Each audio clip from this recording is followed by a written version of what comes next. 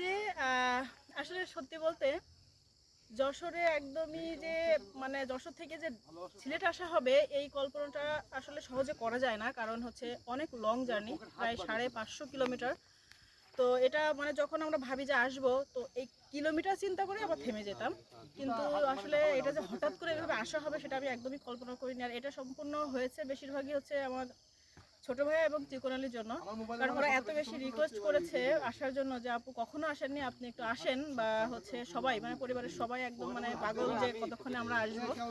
তারপরে একটা রিস্ক নিয়েই নিলাম যে না, সিলেট যেতে হবে, তাই জন্য চলে আসলাম। আর হচ্ছে সত্যি এই জায়গাটা অনেক সুন্দর, মানে সিলেটের প্রত্যেকটা জায়গায় সুন্দর, হয়তো একটু সময় কম বলে মানে খুব একটা পারতেছি না সব জায়গায় যাইতে, বাট হচ্ছে নেক্সট টাইম যদি আবার আসি ইনশাল্লাহ আবারও সব জায়গায় মানে যেগুলো বাদ থাকলো সেগুলো অবশ্যই হচ্ছে যাব। আর মানে এগুলো আমার স্মৃতি হয়ে থেকে যাবে। হয়তো মনটা খারাপ হবে যখন ভিডিওটা দেখবো, বাট কি আর করার, স্মৃতিগুলো তো নিয়ে যাচ্ছি, এটাই অনেক বড় পাওয়া।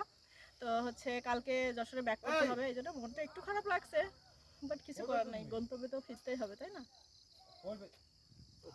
অবশেষে পাহাড়ের উপরে এসে পৌঁছালাম। এটার নাম কি জানো? আনারস বাগান। আনারস বাগান। আনারস তো আনারস এটা খাওয়ার ইচ্ছা ছিল, তো দেখি কি আনারস নেই, নেওয়ার ইচ্ছা, খাওয়ার ইচ্ছা ছিল, না থাকলে কি করে হবে? দোকানই তো বন্ধ। আনারস তো রাখা উচিত, আমরা এখানে এসে সব আনারস খাবো। ওরা হয়তো জানে না আপনি আসবে। না না, আনারসের স্থান যেহেতু চাষ হয় এখানে, যেহেতু তাহলে এখানে তো আনারস খাওয়ার ব্যবস্থা রাখতে হবে। পর্যটক এসে আনারস খাবে, আমি কিন্তু আসি মশলা দিয়ে এটা করতে খাইতে হবে। না, ওরা হয়তো জানে না আপনি আসবে। আসলে ভিআইপি মানুষ, হ্যাঁ হয়তো জানে না। তখন সবাই জান্নাতে নেই, তাহলে তো লোকজন এত ভিড় করবে।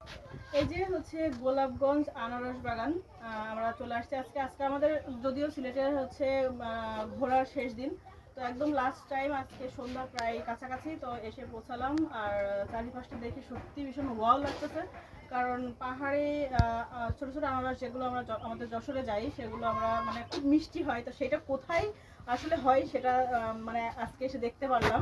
তো এটা আসলে ভীষণ ভালো লাগার একটা ব্যাপার, বোঝানো পসিবল না। তো হয়তো একটু ঘুরতে কষ্ট হয়ে যাচ্ছে, বাট সত্যি খুব ভালো লাগছে বলে বোঝাতে পারবো।